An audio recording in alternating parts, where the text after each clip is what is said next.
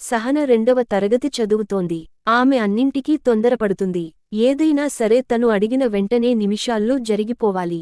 లేదంటే గొడవ చేసి అమ్మ నాన్నలను విసిగిస్తుంది. అమ్మా, నా జడకు రబ్బర్ బ్యాండ్ వదులుగా ఉంది. సరిగ్గా పెట్టు. వంట చేస్తున్న మానస దగ్గరకు వచ్చి అంది సహన. పప్పు తాలింపు పెడుతున్నాను. 5 నిమిషాలు ఆగు అంది మానస. అమ్మా, ప్లీజ్ అమ్మా, రామ్మా అంటూ నసపెట్టింది. అమ్మాయి. దాంతో చేసే పని ఆపి సహన జడకి రబ్బర్ బ్యాండ్ సరిగ్గా పెట్టింది మానస. డాడీ, నాకు సాయంత్రం రంగు పెన్సిళ్లు తీసుకురండి, ఆఫీసుకు వెళ్తున్న తండ్రితో చెప్పింది సహన. సరే అలాగే అంటూ వెళ్లిన ఆయన సాయంత్రం రంగు పెన్సిళ్లు మరచిపోయి వచ్చారు. అందుకు సహన మొండి పేచీ పెట్టింది. ఆ పేచీ భరించలేక ఆయన మళ్లీ బజారుకి వెళ్లి తీసుకువచ్చారు. సహనా, నీకసలు ఓపిక లేదు. ఏదైనా అడిగిన వెంటనే దొరకదు. సమయం పడుతుంది.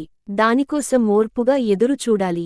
ఇలా తొందరపెడితే ముందు ముందు చాలా కష్టపడాల్సి వస్తుంది బాధపడుతూ కూతురితో అన్నారాయన. ఆ మాటలను సహస పెద్దగా పట్టించుకోలేదు. ఒకరోజు స్కూల్ నుంచి ఇంటికి వస్తూనే అమ్మతో, స్కూల్ యాన్యువల్ డేకి నన్ను గ్రూప్ డాన్స్కి సెలెక్ట్ చేశారు టీచర్. గ్రూప్ డాన్స్ కాదు, సోలో డాన్స్ చేస్తానని చెప్పాను అంది సహన. మంచిదే, కానీ గ్రూప్ డాన్స్ అంటే నువ్వెలా చేసినా అందరిలో కలిసిపోతుంది. సోలో డాన్స్ అయితే చాలా శ్రద్ధ పెట్టి నేర్చుకోవాలి. ఒక్కసారి ప్రాక్టీస్క నాకంతా వచ్చేసిందని తొందరపడితే కుదరదు. రోజూ ఇంటి దగ్గర కూడా సాధన చేయాలి మరి అంది మానస. అలాగేలే అమ్మా అంటూ తల ఊపింది సహన నిర్లక్ష్యంగా. యాన్యువల్ డే కోసం స్కూల్లో డాన్స్ నేర్పించడం మొదలైంది. కాని సహన ఇంటి దగ్గర ప్రాక్టీస్ చేయట్లేదు. అది గమనించి కూతురితో అన్నది మానస, ఇంటి దగ్గర నువ్వు సరిగా ప్రాక్టీస్ చేయడం లేదు. అలా అయితే స్టేజీ మీద బాగా చేయలేవు అని. స్కూల్లోనే బాగా చేస్తున్నానమ్మా, అది చాల్లే అని జవాబిచ్చింది సహన ఎప్పటిలాగే నిర్లక్ష్యంగా. ఇంక చెప్పినా వినేరకం కాదని వదిలేసింది మానస. సహన వాళ్ల స్కూల్ వార్షిక దినం రానే వచ్చింది. సాంస్కృతిక కార్యక్రమాలు మొదలయ్యాయి. సహన వంతు వచ్చింది. పాట మొదలైంది. దానికి తగ్గ స్టెప్స్, హావభావాలతో డాన్స్ చేయసాగింది సహన. అయితే హఠాత్తుగా తను వేయాల్సిన స్టెప్స్ని మరచిపోయి వేసిన స్టెప్స్నే మళ్లీ మళ్లీ వేయసాగింది. అలా కాదు సహన, ఇలా చేయాలి అంటూ స్టేజీ పక్క నుంచి వాళ్ల డాన్స్ టీచర్ చిన్నగా హెచ్చరిస్తూ చేతులతో ఆ స్టెప్స్ని చూపించసాగింది. అర్థం చేసుకోలేక అయోమయానికి గురైంది సహన.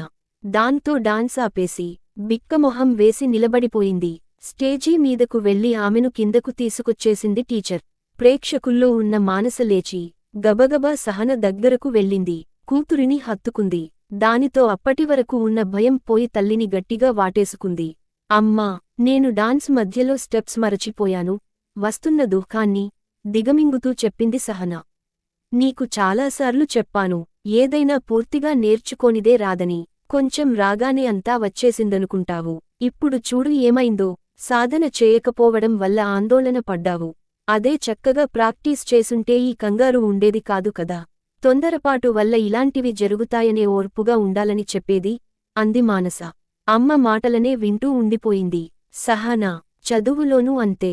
జవాబులో కొంత భాగం రాగానే వచ్చేసిందంటావు. ముక్కున పట్టి అప్పచెప్పి ఇక చదవడం ఆపేస్తావు.